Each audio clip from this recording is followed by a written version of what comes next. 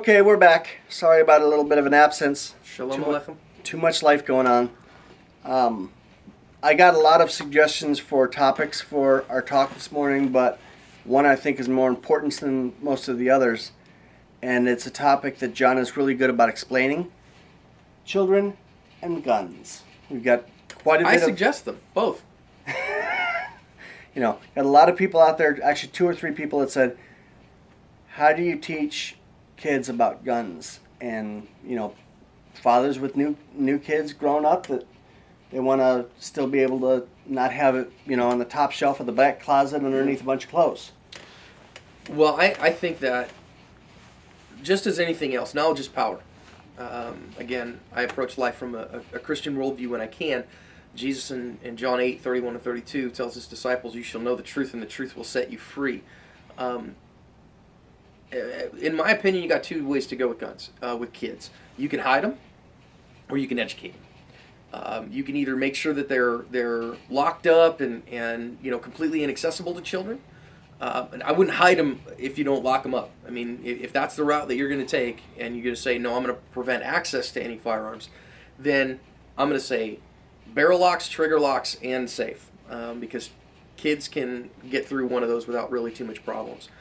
So if that's the route you want to take, then go for it. And I know people that do that. Their guns are only hunting implements or whatever, or their family heirlooms, and so they're incredibly locked up and inaccessible. There's no ammo in the house or whatever. To my way of thinking, why have them? Just sell the stupid things. Give them to somebody who will use them.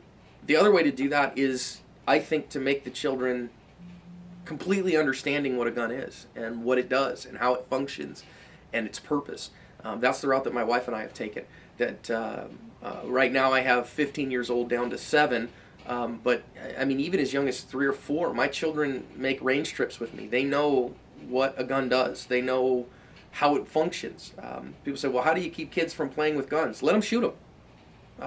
In our house, my kids help Dad clean guns. So when I get done with a range trip, when it's time to clean some firearms, we lay them out I use the coffee table. That's maybe not the best for you, but it works for me. So I lay out some paper, some newspaper, and take guns apart and lay them all out there. And my kids, it's like, oh, hey, can I help? Sure, yeah, I'd love for you to help. And I show them what each part does and how they work and function them. The kids put them back together, and they're able to see them. Whenever a child wants to look at a gun in my house, they're more than welcome, with adult supervision. So they know, hey, Papa, can I hold your rifle? Of course you can hold my rifle. Sure, no problem. We use those opportunities to talk about rules of gun safety, rules of use of firearms, what it's for, what it does. So I think in the home, that's incredibly good. I also take my children out to the range and let them shoot guns. That starts again when they're real little. I got how little? Because I've got some people that have said, I've got a 4-year-old, I've got a 6-year-old. And I started to tell them, it's sort of like the cookie jar analogy. If you put a cookie jar on the top shelf, the kid's going to do whatever they can do to get to that cookie jar, to explore it, to eat it. But if you put it on the table, they're not interested. So if you teach the kids about guns and make it realize that this is a tool, this is not a toy, but it's a tool, To me, there's not an age. There's a maturity level. And every child matures at a different age and at a different rate. I have, there's a young lady in my life, she's not one of my kids, but she's 14-year-old, but she has fetal alcohol syndrome and has since she was born. I don't know that she'll ever be mature enough, frankly, to safely handle a firearm. I don't know. So that child, obviously, I wouldn't take shooting because I don't think she can remember the safety rules, and I don't want to get shot. For most kids, though, sitting on mom or dad's lap, shooting a little .22. I mean, I love .22s. That's why God invented the .22 long Absolutely. rifle. And I've got one of these little tiny little maybe a little longer than that, but with these little crickets, little single shot bolt action .22, and those are wonderful for little ones. I think as soon as they're old enough to shoulder it, to it's got a short enough pull that they can effectively hold it, you can teach them how to use that little peep sight, and they can begin to have fun, and it's a bonding experience. Some of my kids have shown real aptitude and interest for that, and others not so much. And then as they get older, they can mature into bigger ones. Matter of fact, my 10-year-old daughter just this past week shot a shotgun for the very first time. A little single shot 20 gauge that she put a few shells through and really enjoyed out on her first bird hunt. So What I do with the guns is that we talk about safety all the time at home. They're always welcome to hold them. They're always welcome. Say, oh, Papa, can I hold your AR-15? Sure, no problem. You want to hold AR? No big deal, right? We go to the safe, we get it out, and I drill to the kids. So what do we do when we pick a gun up? We always check it, Papa, to make sure it's unloaded. You got it. How do I do that on this gun? I don't know. Well, let me show you. On this gun, we pull the charging handle back. It's called charging handle. That's what this looks like. You see down there? Now, okay, you're going to put your finger in there. Can you feel a bullet in there? No, there's no bullet there. Can you feel one down in the magazine? No, there's no magazine. So that gun is empty. So now you can hold it. And then we get on the range. We talk about range safety. I'm not a drill sergeant. I think that some people get on the range and they become, Sergeant Slaughter or Arlie Ermy. They become the gunny, and get in their fatigues and scream at people. Well, gee, that's fun. I want to do that on a regular basis. No, instead I want to make it fun. And I say, okay, but fun requires safety, right? If somebody gets shot, all the fun is over. So, hey, here's how we do it. This is how we point the guns. Here's how we're going to load, and here's what we're going to do with that. And then I let them have fun. I don't bark at them. I don't make them to do what I want them to do, I let them have fun. I've got video of my now 13-year-old son at 12 years old shooting 44 mag. I got an end-frame 44 mag revolver, and he can drop a cylinder, put that sucker together, and rock and roll. And he shoots it well. I mean, handles the recoil well. And I'm not talking, you've all seen the videos of people bonking themselves in the head with no. I'm talking. He's on it. I've been in the range more than times that I can count with John and his kids, and his 10-year-old daughter, she'll be like shooting, and she'll say, "Okay, I'm shooting left," so she's trying to already figure out. She's anticipating. It's sort of like people are not born afraid of snakes and guns, but the environment they grow up in teaches them to either appreciate snakes and guns or be terrified of snakes or guns. Well, I'd much rather educate than, let them be ignorant. Well, my thing is to teach respect. Yeah. Just like anything else. I mean, if you've got a woodworking shop at your house, you've got to teach kids that table saw is a very useful tool. I mean, this is how we cut boards, But boy, you better be careful around that tool, or you're going to hurt yourself. And that could do great damage to you. So, that's why, again, with that table saw, we teach about, here's where we put our fingers, and we watch where our fingers are, and this is how we do that. I do the same thing in my house. My wife and I focus on life skills. We want our children to grow up and to be successful adults. So guess what that means? That means that my 7-year-old and my 10-year-old and my 13-year-old, my 15-year-old, all do their own laundry. And the 7-year-old gets more help than anybody else does with how to set the washer and all these things, but she's learned to do that. The next thing that they need to learn to do is cook. They've got to be able to cook for themselves to be able to function in the world. They got to be able to balance a checkbook, right? Kind of our big skills, home ec, including doing your laundry and cleaning up after yourselves, cooking, money management.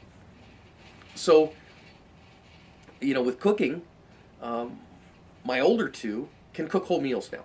They can cook all a dinner. We say, hey, if my wife and I are going to go to dinner, most days we'll just wish them the best of luck.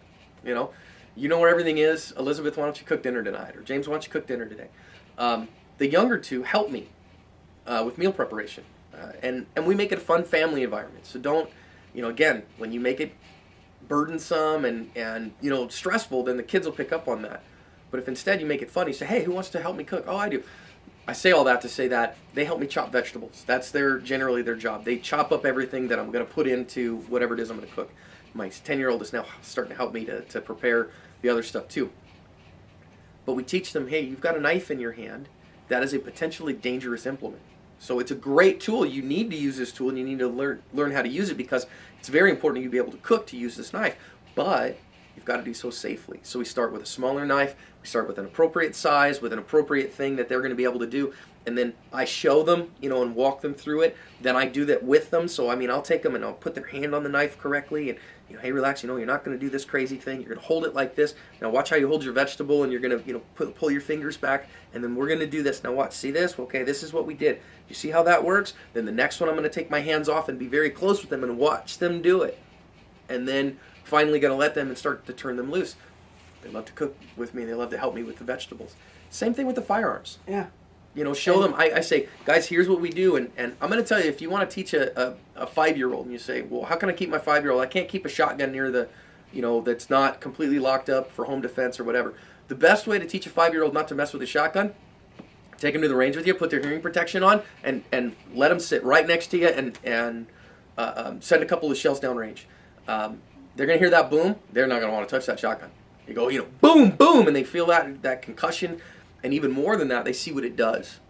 If you put a watermelon out there, or another thing with these, when you're doing this with your kids, they're going to think, whoa, you really, really must trust me because you're teaching me something so important. And I want my kids to be the most educated for, self-protection of any of their friends. Well, and my daughter's grown, and you guys all know that. My granddaughter's going to be 3 next month.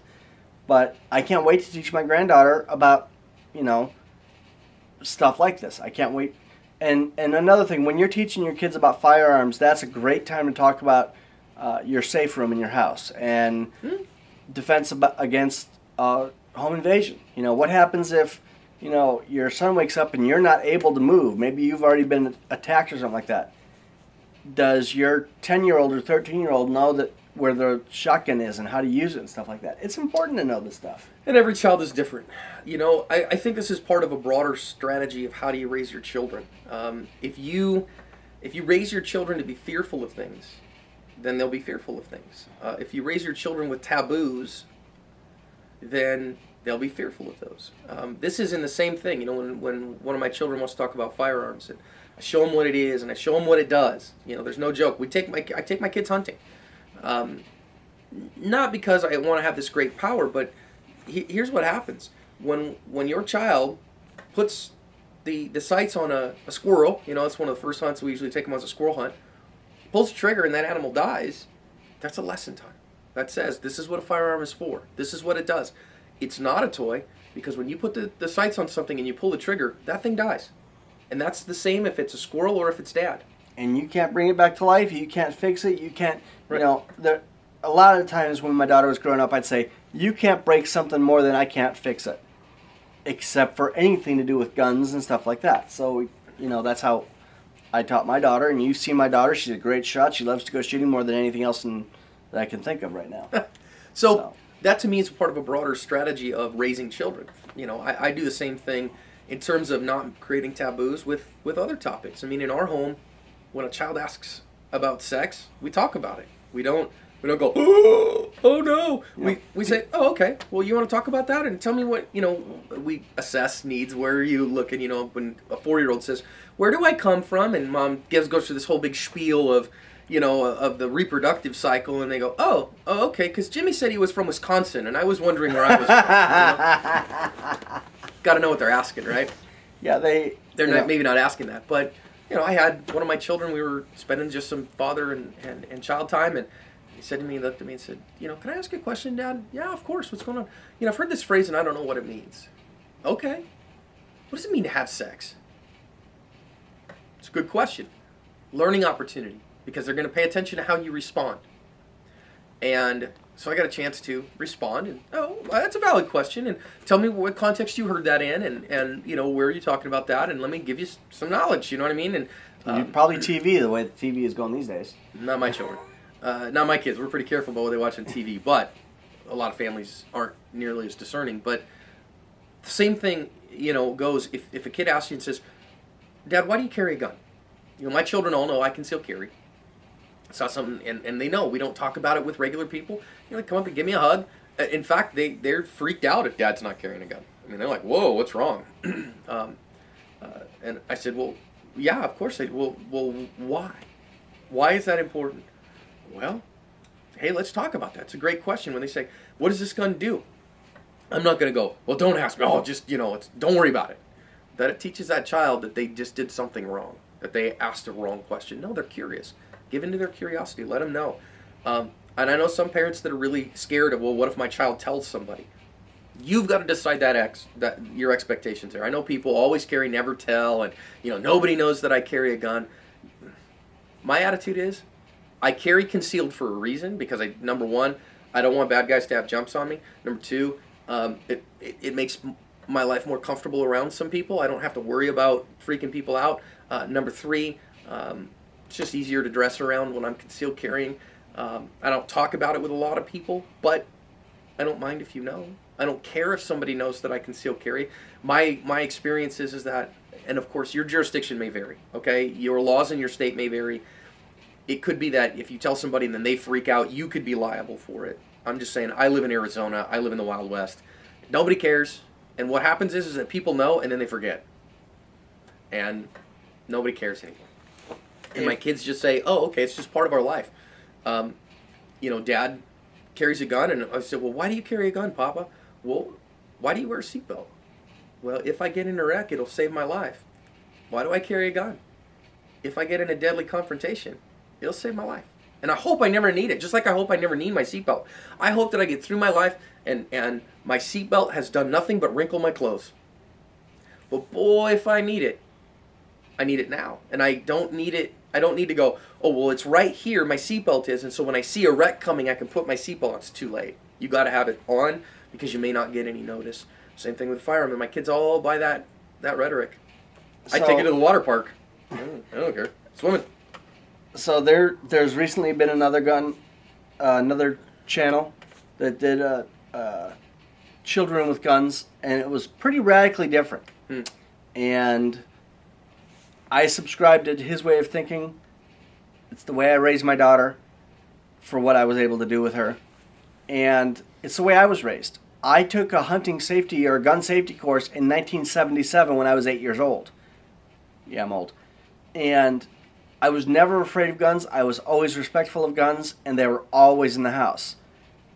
And I never got shot, and neither did anybody in my house.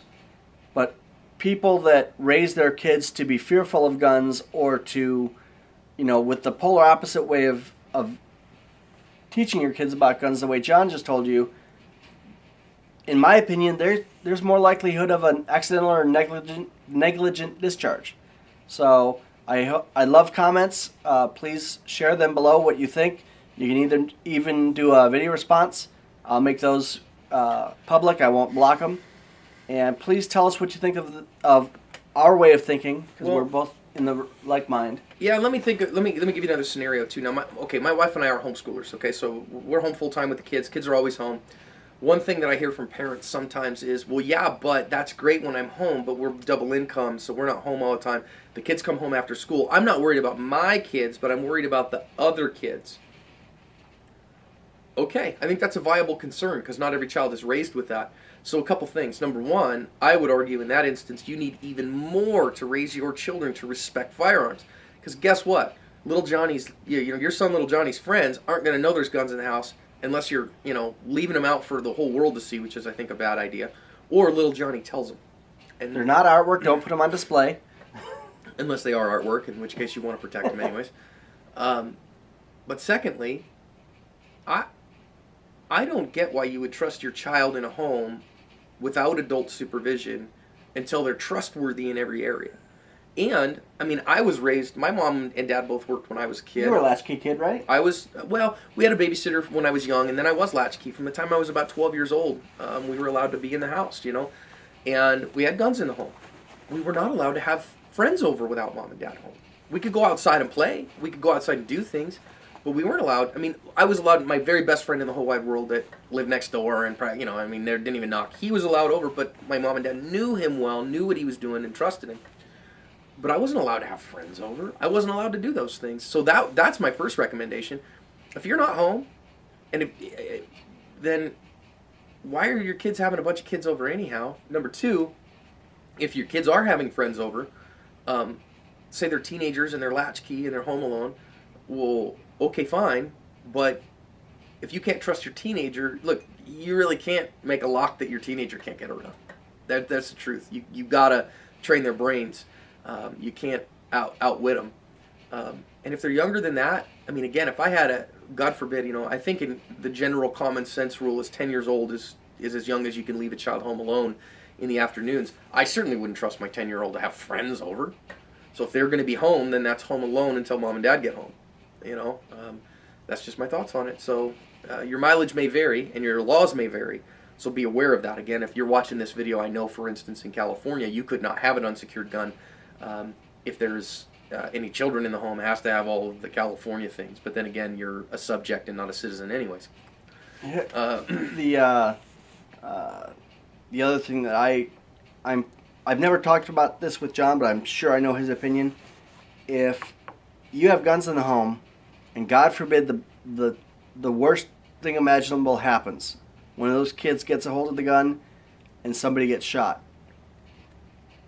I think that you should be going to jail, spending some time in the hotel for the legally challenged, because Club fed, as it were. club fed, you should be held responsible for your actions of your child.